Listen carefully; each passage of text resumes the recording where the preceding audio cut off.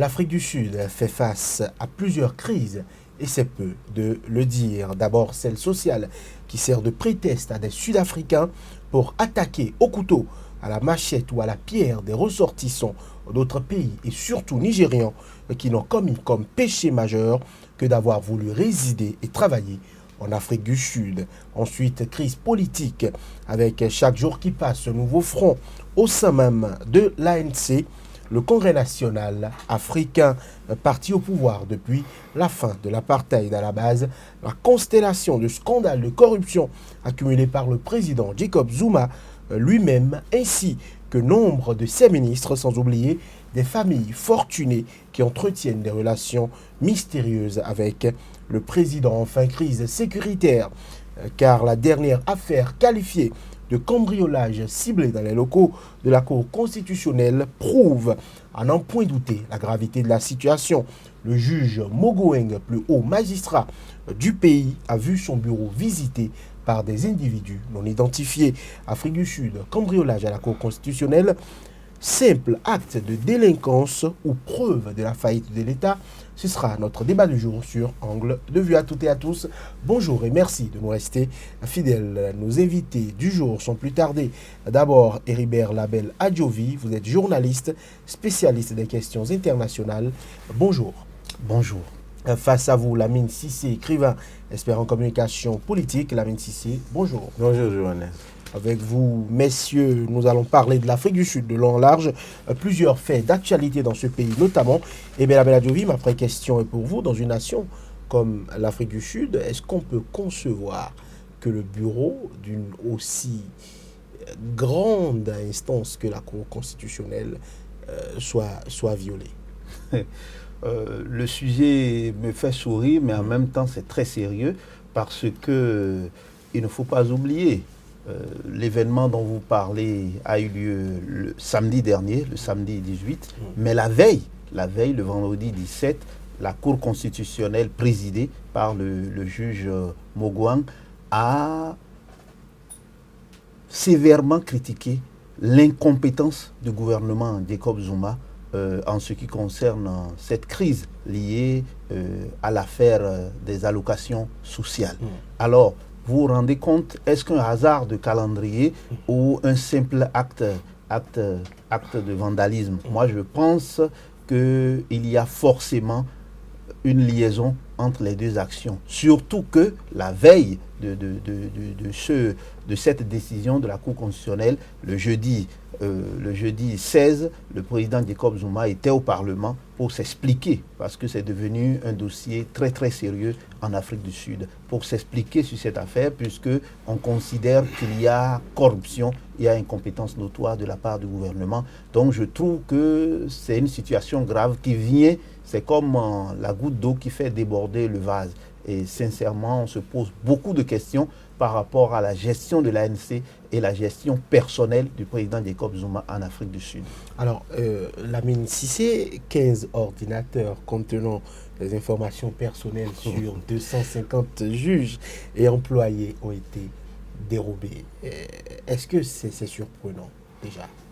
Bon, dans un pays comme l'Afrique du Sud, oui. Mais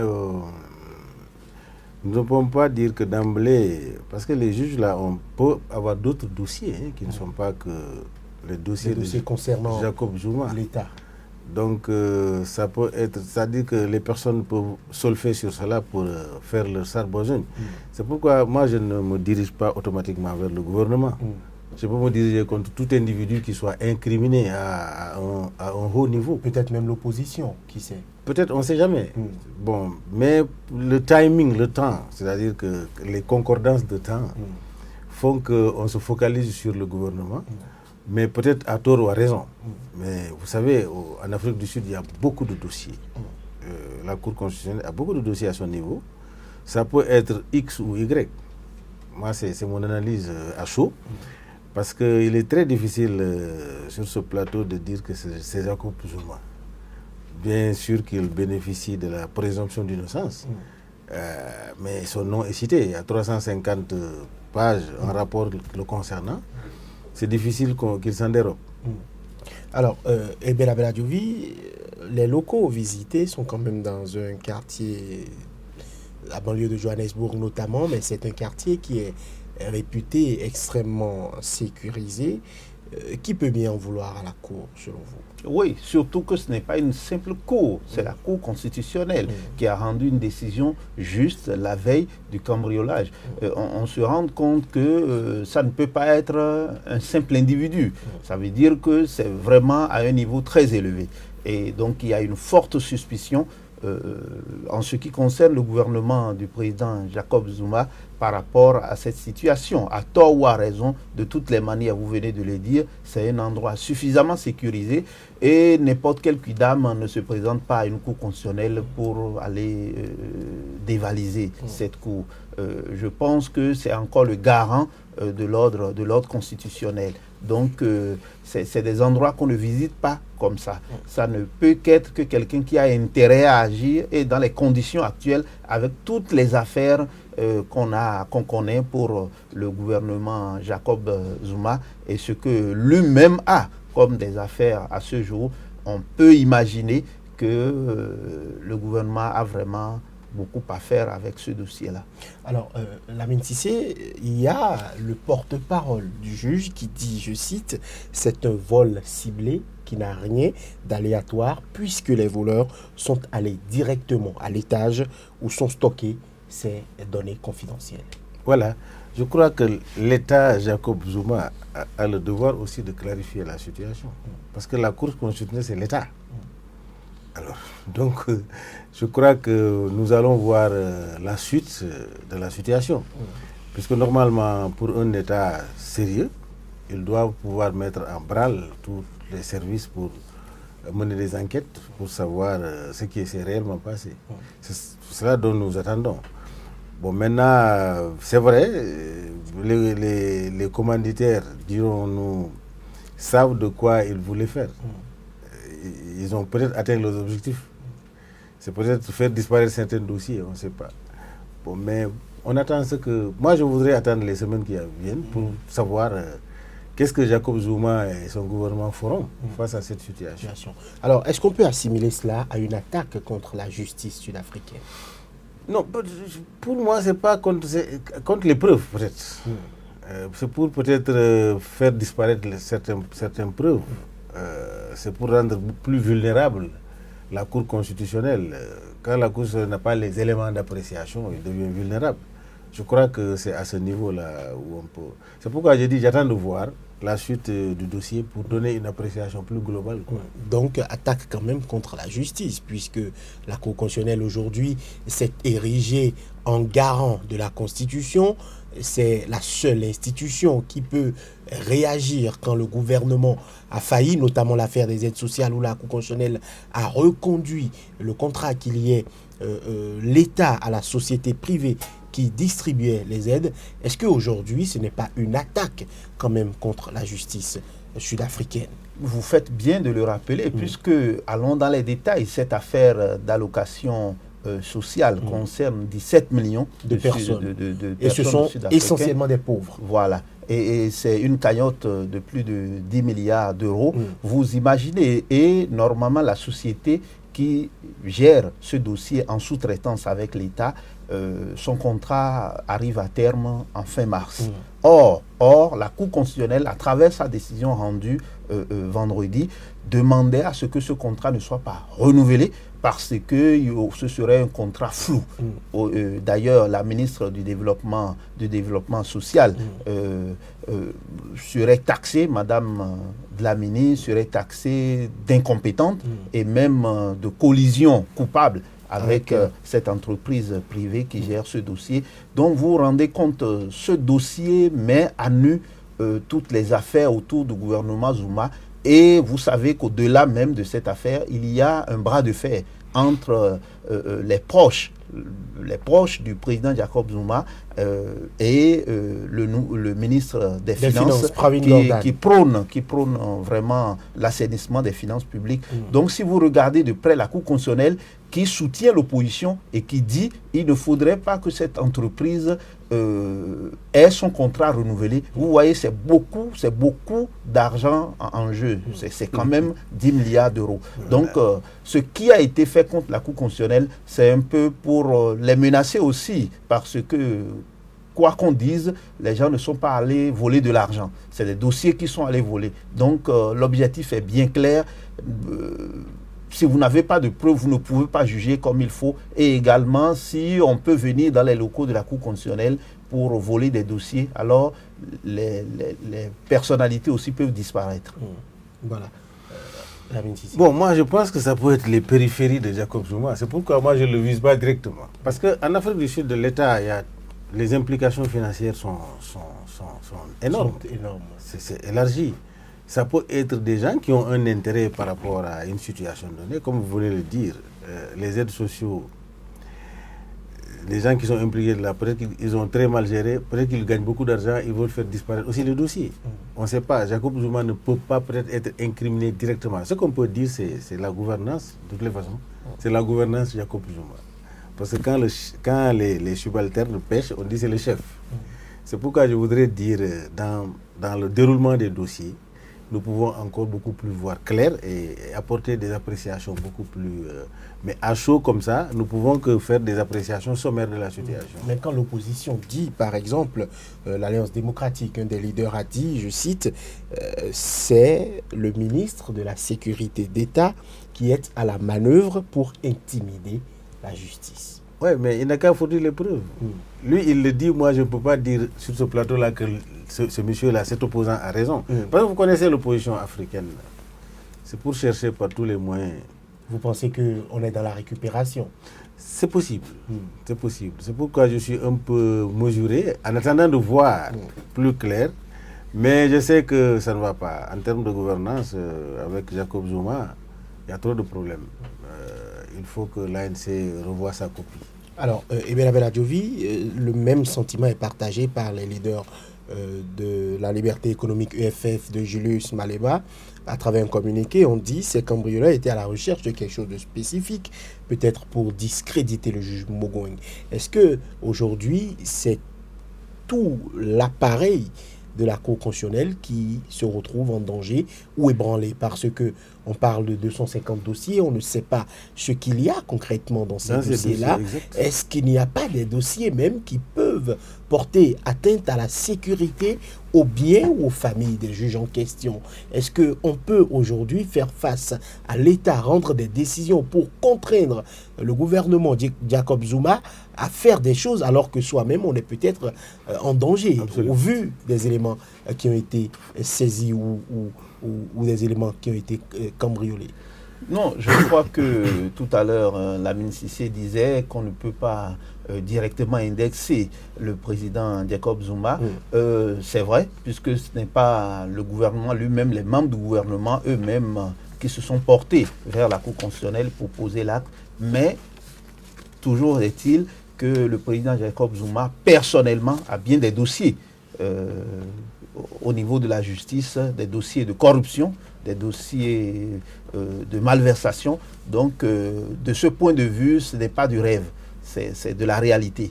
Maintenant, quand on en arrive à ce dont vous parlez, naturellement, personne n'est complètement parfait. Mais je crois que tel que les choses évoluent, c'est vraiment dommage pour l'ANC. Parce que si on a parlé de l'apartheid, on a parlé de rendre aux Noirs sud-africains leur nation, et qu'aujourd'hui, les Noirs sud-africains sont au pouvoir, et pour longtemps, puisque c'est la majorité de la population, il faudrait quand même qu'il y ait une gestion qui fasse honneur, notamment au président historique feu Nelson Mandela. Et ce qui se passe actuellement, ça ne fait pas honneur du tout à l'ANC. Et qu'on en arrive à aller à la Cour constitutionnelle pour dérober des dossiers de justice, la Cour constitutionnelle qui est garant de l'ordre constitutionnel, c'est comme si en fait le pays était complètement à terre. Si on en arrive, la Cour constitutionnelle est installée dans un endroit bien sécurisé et qu'on arrive quand même à voler des dossiers, on peut craindre pour les membres de la Cour constitutionnelle et surtout pour Mogouan, qui est quand même le plus haut magistrat du pays. Je pense que c'est suffisamment grave. Alors, que doit faire aujourd'hui le gouvernement Zuma pour retrouver sa crédibilité dans cette affaire-là? Non, parce qu'en fait, la sécurité de la Cour constitutionnelle incombe à l'État, au gouvernement par conséquent. Excusez-moi. Je crois que si, par exemple, les dossiers qui sont volés sont connus par la Cour constitutionnelle, les enquêtes peuvent être orientées.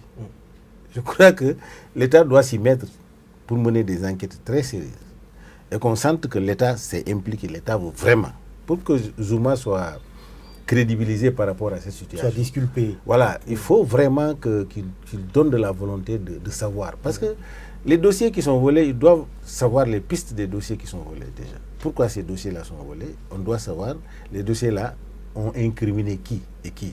À partir de cet instant, l'enquête peut être menée pour explorer les pistes. Alors, Lamine Cissé, on est à 2 ans des échéances générales, l'élection générale en Afrique du Sud. Une question revient sans cesse. Est-ce qu'aujourd'hui, l'ANC est toujours le parti laissé par feu Nelson Mandela? Oui, vous savez, dans le processus de gestion du pouvoir, les données changent. Vous savez, être un combattant de lutte pour défendre ses intérêts, ses droits, vous êtes en défense légitime. Vous êtes en défense, en droit de vous défendre. Maintenant, s'il faut la gestion, c'est une autre expérience. C'est une autre paire de manches. Donc, c'est tout à fait normal que, après 2 décennies, que les failles apparaissent. C'est tout à fait humain. C'est à partir de ces éléments-là que les rectifications peuvent intervenir. On ne peut pas prouver que même si Nelson Mandela était là, il n'y aurait pas de failles. Non. Il est venu, il a fait 5 ans, il est parti. Il a atteint son objectif, c'est de créer une Afrique du Sud arc-en-ciel. Il l'a atteint, cet objectif-là. Donc, il demeure un idole, n'est-ce pas, une personnalité inégalable en Afrique, encore en termes de lutte pour la liberté du peuple. Mais maintenant, dans la gestion du pouvoir, c'est une autre paire de manches, c'est une autre expérience. L'ANC ne peut que se parfaire en faisant de ces fautes-là, ces erreurs. Je ne vois pas l'ANC mourir, parce que son combat est historique.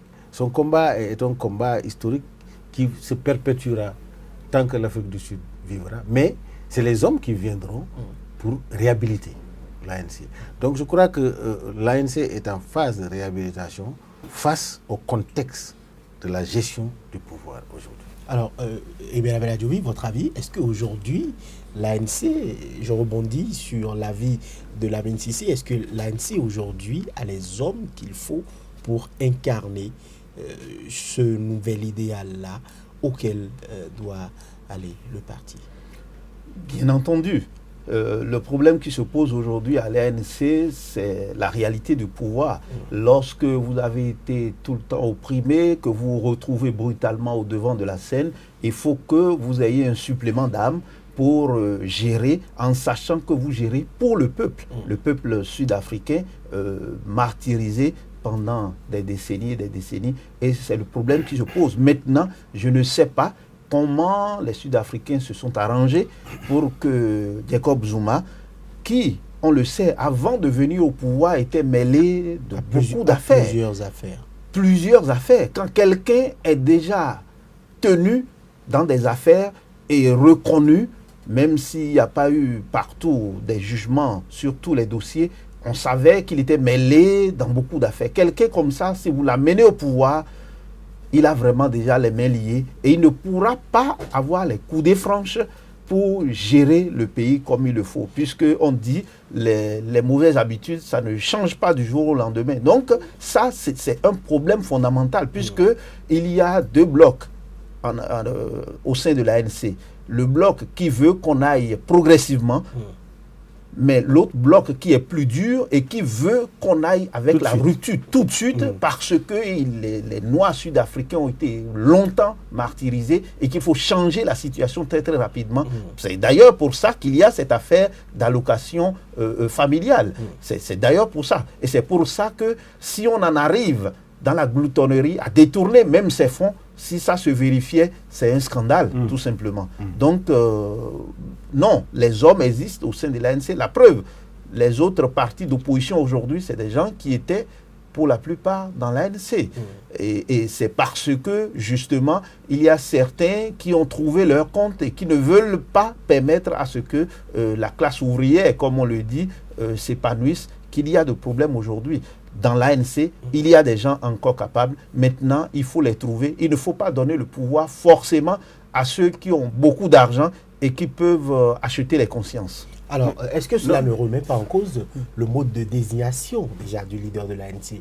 Puisque Jacob Zuma, c'est un homme populiste, populaire. On savait le profil qu'il avait, les frasques aussi bien sexuelles que des affaires de démêlés avec la justice par rapport à tel ou tel dossier. Tout cela était là, mais le parti l'a quand même intronisé comme leader et l'a envoyé. C'est son combat historique. C'est un combat historique qu'il a mené. Il ne faut pas occulter cela. Parce que nous sommes des humains. Chaque personne a ses défauts.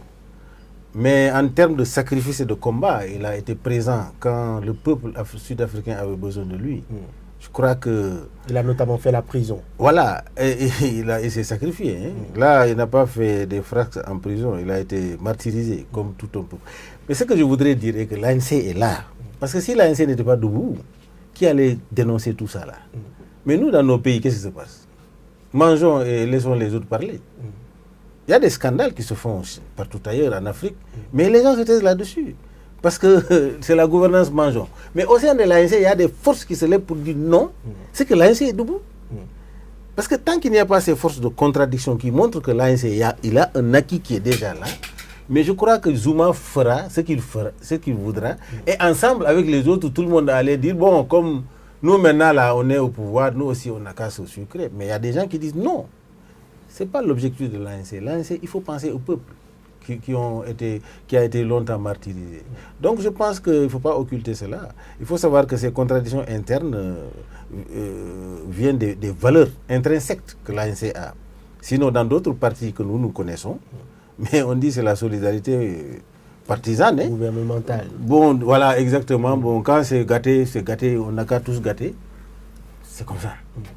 Quand votre intérêt est menacé, seulement vous vous levez. Votre intérêt individuel. Mais là, ceux qui sont en train de se battre, ils se battent pour des principes. Je crois qu'il faut encourager cela et aller de l'avant. Vous parliez tout à l'heure des deux ailes qu'il y a au sein de l'ANC. On sait aujourd'hui. Et même au sein du gouvernement. Voilà, au sein du gouvernement. D'abord avec Pravin Gordhan qui promeut la clarté dans la gestion et dans l'utilisation des deniers publics. Il y a aujourd'hui les réformistes dont vous parliez. C'est un mouvement qui est mené par le vice-président Cyril Ramaphosa. Aujourd'hui, qui, pour reprendre ce flambeau-là, est-ce Cyril Ramaphosa, puisqu'il a eu le soutien de la très importante confédération syndicale, la COSATU, notamment. Qui voyez-vous aujourd'hui pour représenter ce changement-là et essayer d'offrir une certaine probité? Parce que Ramaphosa, il ne faut pas l'oublier, il est aussi impliqué dans l'affaire du massacre des mineurs. Son nom a été cité dans cette affaire-là, notamment de connivence avec la société qui employait ces mineurs-là. Personnellement, je ne veux pas donner de nom, mais il y a beaucoup de personnalités au sein de l'ANC qui peuvent représenter une alternative crédible lors des élections générales dans 2 ans. Mais le mode de désignation... Y compris même la femme... Nkosazana Dlamini Zuma. Voilà. Et bien, le mode de désignation au sein de l'ANC tend à montrer qu'il faut avoir les reins solides, il faut avoir une certaine assise, l'aura qu'il faut fait quand même ou réduit quand même le nombre de candidats à ce poste-là. Aujourd'hui, on ne voit que 2 vrais candidats, puisque le président Jacob Zuma ne se représentera pas, on le sait déjà. Aujourd'hui, on ne voit que, en réalité, un combat entre Cyril Ramaphosa et Nkosasana Dlamini Zuma qui bénéficie du soutien de son ex-époux. Oui, Voilà. qui bénéficie du soutien de son ex-époux, mais les deux n'ont pas la même opinion des choses. Ça, vous pouvez le savoir, vous devez le savoir. Et donc, ce qui est évident, avec ce qu'on a vu faire Jacob Zuma, je suis convaincu que quel que soit celui qui va venir, que ce soit le vice-président sortant, que ce soit Madame Dlamini Zuma, ça ne sera pas comme Jacob Zuma. Parce que l'ANC, c'est quand même, et Lamine Cissé le disait tout à l'heure, ce n'est pas des gens qui sont venus avec de la cuillère à la bouche, c'est des gens qui ont lutté longtemps. Il y a une cause réelle autour de laquelle vraiment tous ces partisans de l'ANC ont lutté durant des décennies. Des gens ont fait la prison pour cette cause-là. Il y a certainement une certaine frange qui veut s'embourgeoiser. C'est tout à fait naturel que l'homme fasse aux meilleures conditions, cherche à se libérer une fois pour toutes de la misère, mais il faut penser au peuple. Et je crois que le débat se fait à l'intérieur de l'ANC. Il y a un vrai débat à l'intérieur. Et si on peut voir que même au sein du gouvernement, qu'il y a une forte discussion et que le ministre des Finances aujourd'hui est quelqu'un qui veut qu'il y ait l'assainissement des finances publiques, que la corruption galopante puisse prendre fin ou tout au moins diminuer de volume, alors on peut quand même être rassuré que d'ici 2 ans, de meilleures perspectives sont à envisager. Parce qu'ailleurs, surtout que l'ANC est quand même le plus grand parti, le plus grand ensemble politique, les uns et les autres auraient pu tout simplement s'entendre pour bouffer, comme on le dit. Je mets ça entre griffes, excusez du peu. Donc, parce qu'il y a une forte pression à l'interne, et il ne faut pas oublier que l'ANC est là parce que la classe ouvrière soutient ce parti-là et qu'aujourd'hui, il y a vraiment une certaine mésentente entre le parti et sa base ouvrière. Je pense qu'il faudra que le mariage se refasse et dans ces conditions, moi je suis convaincu que quelle que soit la personnalité qui va se dégager pour représenter l'ANC prochainement, ce ne sera pas comme Jacob Zuma. Alors, Lamine Cissé, aujourd'hui, le débat se mène tellement haut et tellement fort que c'est au sein même de la famille Mandela que les clivages sont en train d'apparaître. Il y a l'aîné de ses petits-enfants, dit Leka Mandela, qui s'est rangé publiquement dans le camp des contestataires. Elle dit clairement qu'elle n'en peut plus et que les scandales se suivent les uns après les autres et que personne ne rend le moindre compte par rapport à la gestion de l'État. Je suis d'accord. Vous savez, pour la transparence de la gestion, c'est tout à fait normal. En Afrique du Sud, de Mandela, avec des gens qui sont formés, parce qu'en fait, il y a un acquis dans la tête des gens. C'est tout à fait normal qu'on réclame la transparence de la gestion. Maintenant, la gestion politique de la chose publique, c'est une autre paire de manches. C'est là où il y a le problème. Parce que j'ai peur que l'Afrique du Sud tombe dans l'erreur du Zimbabwe, de Robert Mugabe, qui a cassé tout. Parce que tout simplement, il veut répondre aux besoins des populations. Je crois qu'il faut aller progressivement. Si Nelson Mandela avait fait la même chose, l'Afrique du Sud aujourd'hui serait en guerre civile aujourd'hui. Mais il a dit non, nous ne faisons pas ce qu'eux ils ont fait. Parce que le système que nous avons combattu, nous ne pouvons pas nous-mêmes être des faiseurs de ce système. Il a créé un pays arc-en-ciel. Je crois qu'il faut aller progressivement. Puisqu'il y a un fonds social pour essayer d'équilibrer. Mais il faut d'abord, il faut les former. Il faut progressivement que la classe se renouvelle. Mais pas dans la dureté, dans les partisans de tout de suite et maintenant. Ils risquent de mener l'Afrique du Sud vers le chaos. Moi, je ne suis pas partisan de ça. Je suis pour la transparence de la gestion publique, des choses publiques, mais je suis pour, d'une manière progressive, amener les populations à prendre le relais. Parce qu'en fait, les Blancs sud-africains, c'est des Sud-Africains comme tout autre. Absolument. Alors là, je crois qu'il faut aller il faut faire très attention. Les gens qui sont partisans de l'aile dure là, je ne veux pas qu'ils mettent en cause la stabilité dont bénéficie jusqu'à présent ce pays-là, après Mandela. Alors, Ndileka Mandela, elle a été extrêmement claire. Elle a cité en exemple l'affaire des aides sociales pour plus de 17 millions de pauvres. Et c'est d'ailleurs la Cour constitutionnelle qui a sifflé la fin.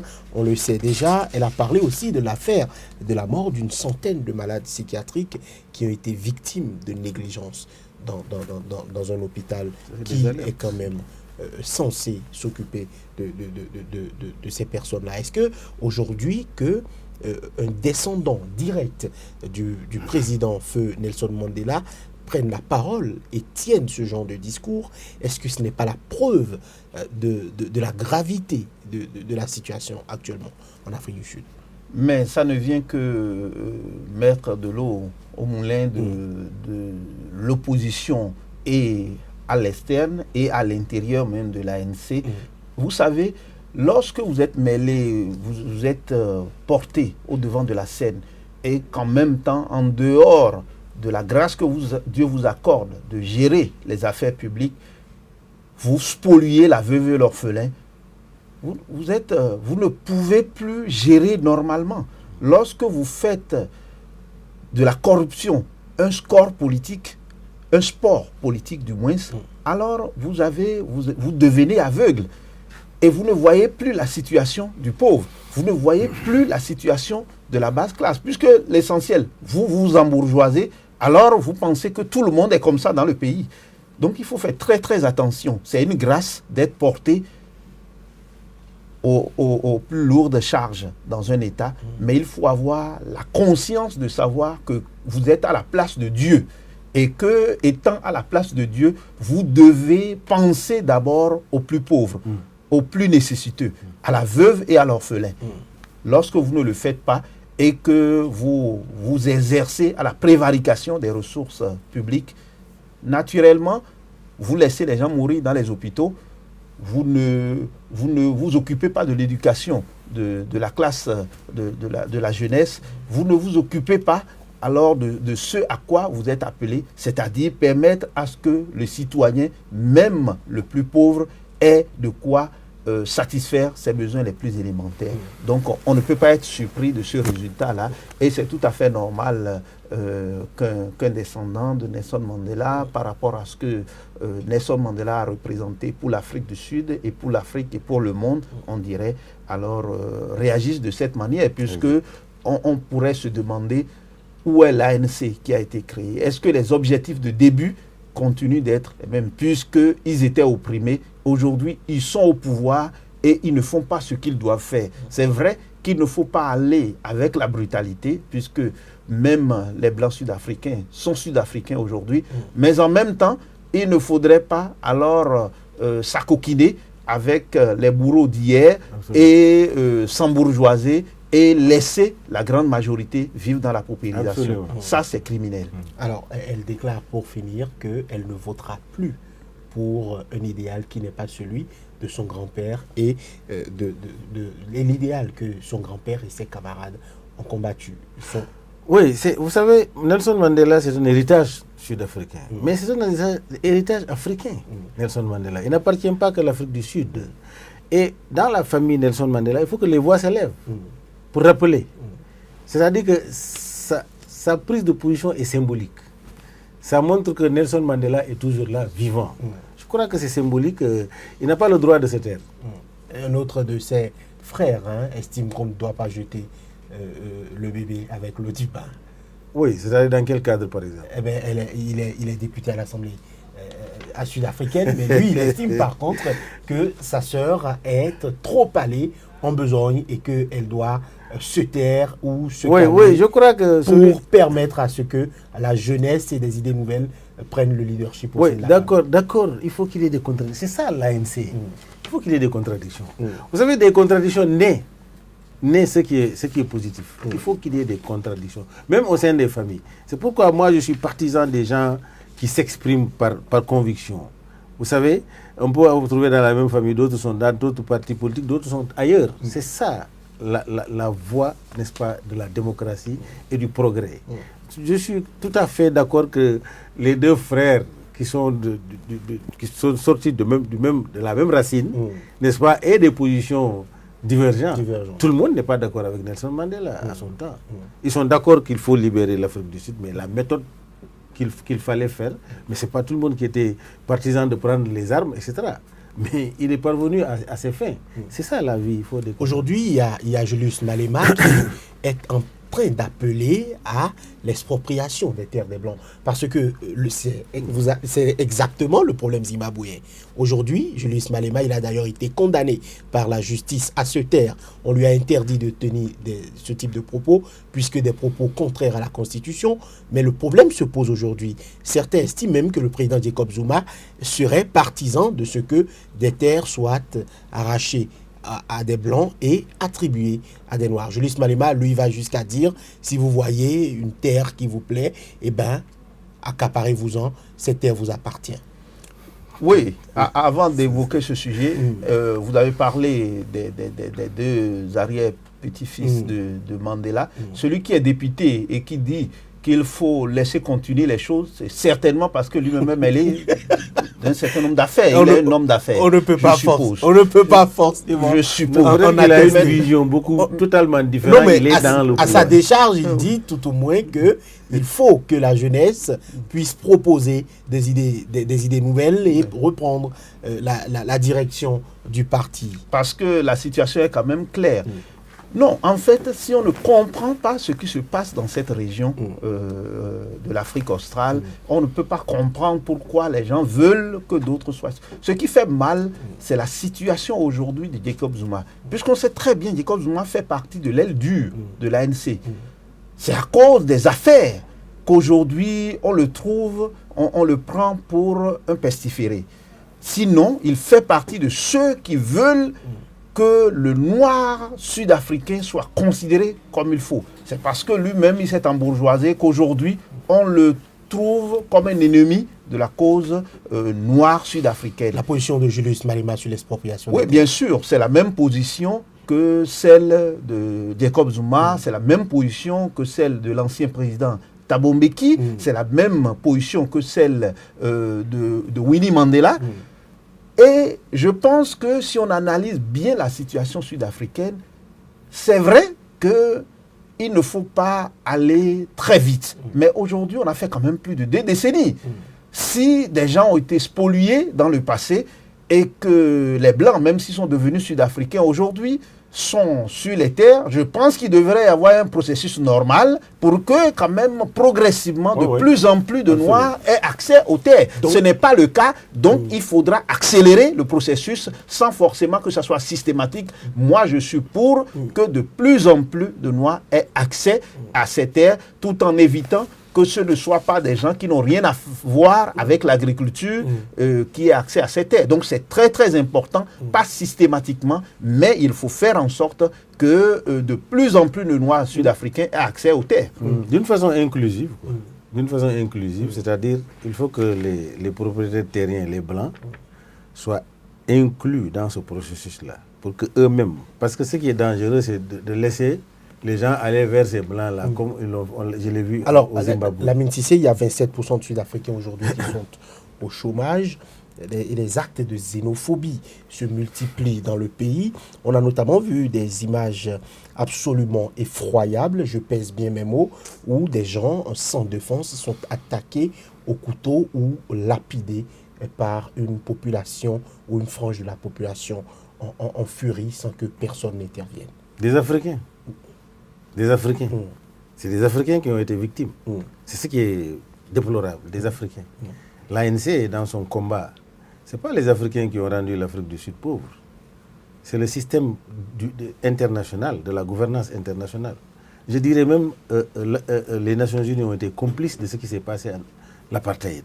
Ils coopéraient avec ces Blancs-là. Londres, les États-Unis d'Amérique, la France, tout le monde coopérait. Ce sont ceux-là. Ils doivent s'en prendre à ceux-là. Mais pas des frères africains qui ont versé leur sang pendant l'apartheid Il n'y a pas un pays africain qui n'a pas combattu l'apartheid, qui n'a pas été solidaire au peuple sud-africain. Parce que moi, je suis sud-africain à un moment donné.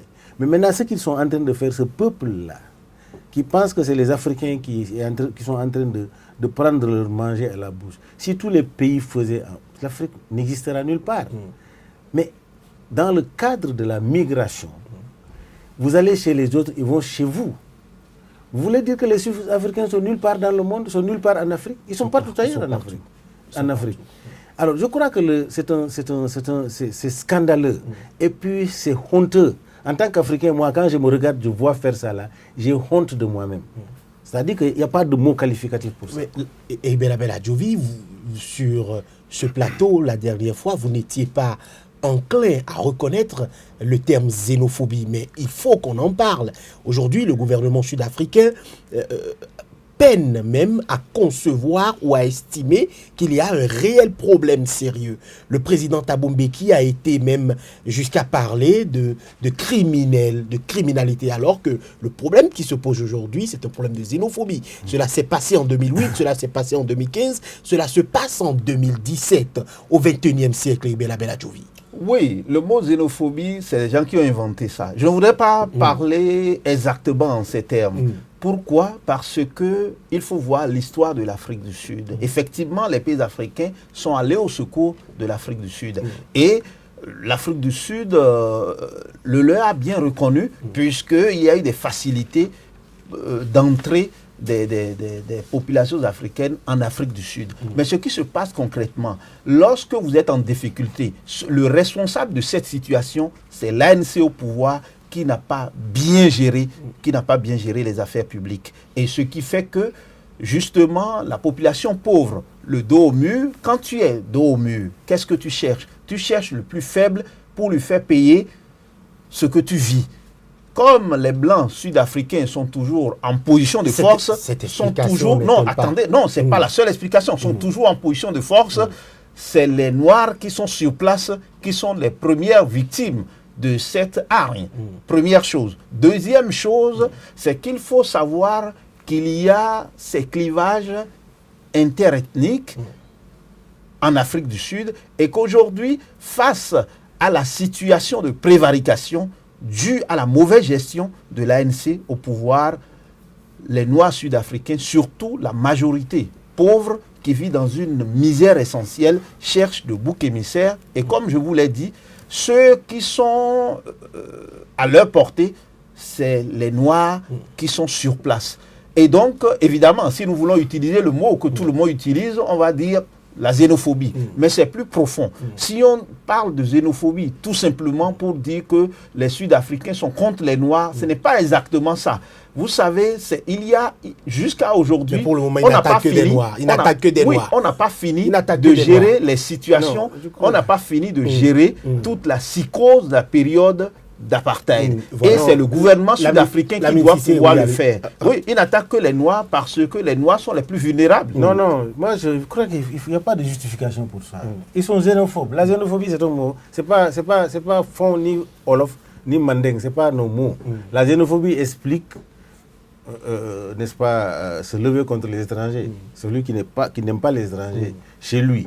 Mais le contexte de la migration est un facteur de développement. On sait qu'il y a des entreprises l'Afrique du Sud, c'est-à-dire le pays qui prospère un peu partout sur le continent, notamment au Nigeria. Non, c'est le pays qui doit chasser les Africains, ça doit être n'importe quel pays, sauf l'Afrique du Sud. Psychologiquement, c'est inconcevable. L'Afrique s'est battue pour que ce peuple-là, qu'on est en train de tuer comme des moutons dans la rue, soit un peuple digne. Ça, l'incarnation, c'est par Nelson Mandela. Ce n'est pas ces Africains-là qui viendront maintenant chasser les autres Africains. Alors que ceux qui se sont accaparés des biens sont dans le pays. Vous voulez du travail. Et ils sont forts. Mais alors maintenant, il faut s'attaquer à vos frères qui sont faibles. Ça dit que tout le monde s'est identifié aux Sud-Africains. Mais les Sud-Africains devaient avoir la décence de savoir que ceux qui sont en Afrique du Sud sont leurs frères. Quand est-ce que l'Afrique va comprendre que le respect, c'est respecter l'Africain? Quand on tue un Africain, mais c'est comme on a tué un mouton, quoi. Si c'était un blanc qu'on avait tué en Afrique du Sud, il y aurait Le des tollé que réactions. ça allait faire. Il y aurait des Vous réactions. allez Le voir. tollé que cela- cela allait faire. Et Vous allez voir. Heribert Labella-Djovi, cela amène aussi à se poser la question de savoir ce que font Mais nous les ne sommes pas sérieux, on organisations se respecte supra, pas. les organisations supra comme l'Union africaine, qui doivent réagir. et Personne prendre n'a le réagi. Il n'y a taureau, qu'un chef par- d'État qui a par parlé les de cornes, ça. à part le Nigeria, qui sait que ses ressortissants sont froidement abattus par des Sud-Africains et qui essaye de réagir tant bien que mal. Le temps imparti à cette émission est déjà terminé. Je veux dire seulement un mot. Non, mais quand même. Dès que le gouvernement sud-africain va gérer les affaires publiques tel qu'il le faut dans une république telle que ça se fait, en considérant les spécificités sud-africaines, vous allez voir que la situation va se rétablir. Ceci n'explique pas cela, Heribert Labella-Djovi, et il faut rajouter que un ancien chef d'État sud-africain comme Thabo Mbeki, qui refuse d'accepter la réalité en face et qui continue de parler de criminalité, alors que le terme le plus approprié dans le dictionnaire, c'est le terme xénophobie. Ce sont des actes extrêmement graves qu'il faut condamner avec la dernière rigueur. Ce sera tout pour cette émission. Merci de nous avoir suivis. Était sur ce plateau Heribert Labella-Djovi, journaliste spécialiste des questions internationales. Face à lui, Lamine Cissé, écrivain, expert en communication politique. À très bientôt sur SICA.